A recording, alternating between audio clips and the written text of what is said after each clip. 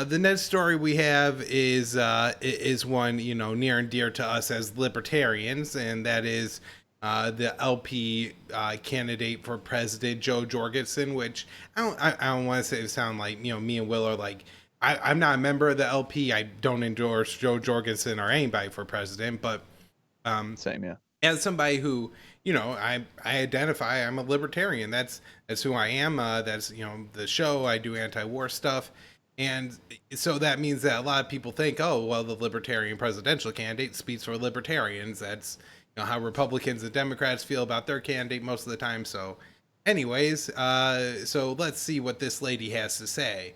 And the first tweet starts off pretty good here, saying, as president of America, she's not gonna. It's a tweet referring to an article about new Trump sanctions on Cuba.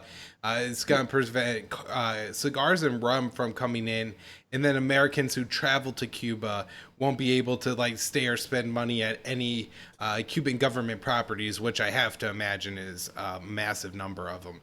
So, Yeah. anyways, she rightfully comes out and says, it's wrong for Donald Trump to dictate, for Americans how do they spend their money in Cuba. So, Will, thumbs up here. I mean, get into embargo, decades of failure a little bit, but anyways, seems like it's going good.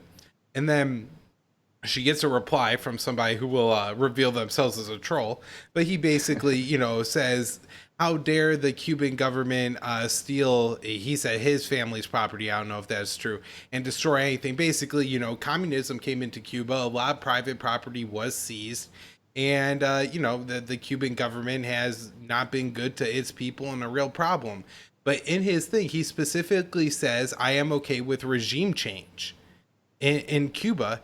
And Joe Jorgen says, I agree absolutely and hope to see free Cuba someday. Now, Will, the word regime change in 2020 America means the U.S. is going in and regime changing the regime somehow. This isn't a word that would be used to say, I hope one day there's somebody else ruling Cuba that's more democratic or capitalist or something. No, she's saying regime change, and man, that is Right. a word you cannot agree with as a libertarian, and it was just so disappointing to see. So for those of you watching, I got the receipts here all on the screen. The great Dave DeCamp put them together, so appreciate that, and make sure you follow him on Twitter to get all this stuff. But Will, how would I guess you have responded to somebody saying, "Hey, we need regime change in Cuba"? Yeah, I mean, obviously, like these things, look, I agree with sort of the sentiment that, like, sure, I also wish that people in Cuba didn't have to live under a repressive state that, like, stole all their resources and, imposed all these restrictions on them. So, sure, I agree with that sentiment, but that equation doesn't work out. Like the U.S. government coming and overthrowing a government to impose its, one friendly to it, that does not accomplish the peace and liberty and stuff that I would like to see in Cuba. So, no, it absolutely must be off the table. We see what happens when Uncle Sam comes and removes a government or tries and puts in a new one and tries to install a new one. I mean, look at like Libya. There's your regime change. How did that go? That was supposed to be a humanitarian project done by a liberal democratic president, Barack Obama, and it turned into the most like violent, repressive thing possible, where slavery and human trafficking and stuff end up resurgent in this place. And there's other examples. Syria, we tried regime change. We just simply prolonged a already bloody civil war, prolonged it by years, and probably led to like hundreds of thousands of additional casualties. Absolutely destroyed the entire society because we helped to try to empower these rebels to overthrow Assad. And again, I don't have to support Bashar al-Assad or Muammar Gaddafi or Saddam Hussein to oppose the regime change effort. It doesn't mean I support the regime that we would be overthrowing. And so that's the same idea for Cuba, and that should have been. And like, look, let's be fair too. Like the Joe Jorgensen's Twitter account, I don't think she runs it herself. I No. think that was some aide or something who did this. So it's not these aren't her words necessarily, but this is the account representing her. And yeah, she should have taken that position. She should have said, "I'm sorry, like I'm sorry what happened to your family and stuff, but I cannot endorse, a U.S. government regime change operation." Right. And you're right; they said the word specifically. They did not say, a democratic uprising or anything like that would suggest, just among the Cuban people. They're talking about a regime change operation, which tends to mean an external power comes and removes somebody from power. And so, yeah, like that should be a no-brainer for the libertarian nominee for president that like don't endorse US backed regime change. Like give me a break. You know, I gotta say, well, I find that the Joe not running her own Twitter, especially with the great things that libertarians have to say, is almost a bigger problem than just this one tweet. You know, Yeah. if it wasn't for Twitter, I don't think Donald Trump would be president. You know, I can't prove that. You know, there's not the maybe CNN running all of his stuff, but it was the tweets that really got people going a lot of times. And you know, the fact that Joe doesn't run her own Twitter means that whatever's coming out of the you know the Twitter means that you can't know if it's really what she thinks or what it's one of her staffers thinks. There's been at Right. least 2 or 3 times where there's been tweets that seem to at least go beyond what Joe Jorgensen actually believes in. You know, that's kind of seems what's come out from the campaign, like some of the anti-racist stuff and all that. So it's just it's really disappointing, and it could be such a home run. You know, Joe Jorgensen saying, "Hey, look, the solution here is for Americans to just give as much, you know, wealth and freedom to the Cubans as possible.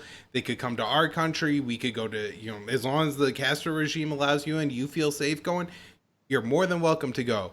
Bring all the cigars and rum back you want with you.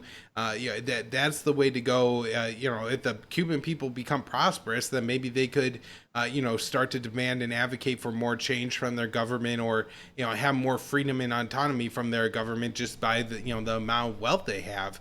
But this and you know, even if they really didn't think, oh, this means U.S. bat regime change, which I think is possible, it just shows how little whoever is running this Twitter account, which is really one of the most important things the libertarians have to message with right now, how little they know about foreign policy and the state of the U.S. empire in 2020.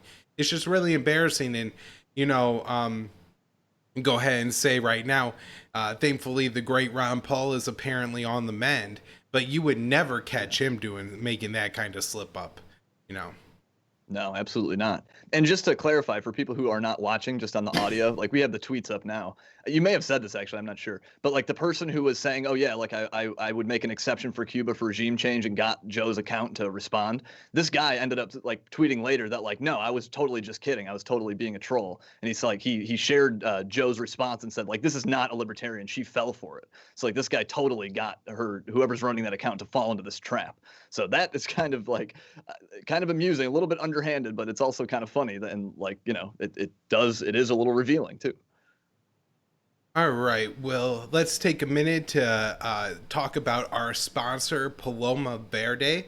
Paloma Verde sells CBD and a bunch of great products. They have creams, they have soft gels. I take one every morning. They also have Edstrats and gummies. The gummies you take at any time.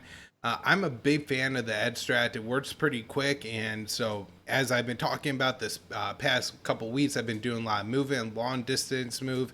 It's stressful. It's hell on my back, and plus my other job is sitting on my butt all day, which doesn't help my back either. But this has really helped me to just feel better, and you know, well enough to like get up and stretch a little bit more. So it's like compounding that I'm sitting up straight a little bit more, and it's just making my days feel a little bit better and more productive. So check out Paloma Verde Store .com. If you go to their website, I mean, it's great because they got, you know, information on CBD. They have lab results, so like all their products, it's not whatever you're gonna buy at a head shop or a gas station. It's lab certified. This is the dosing that's in every gummy, in the extract, whatever you decide to get, and you know, you could ask questions, whatever you need to do. Palomaverdestore.com. Be sure to use the promo code PEACE, PEACE, for 25% off when you spend 75 bucks. You can also get 10% off if you sign up for the mailing list. That's again palomaverdestore.com. Links are in the show notes page and on the YouTube channel. Well, let's get back to the show. Right, let's do it.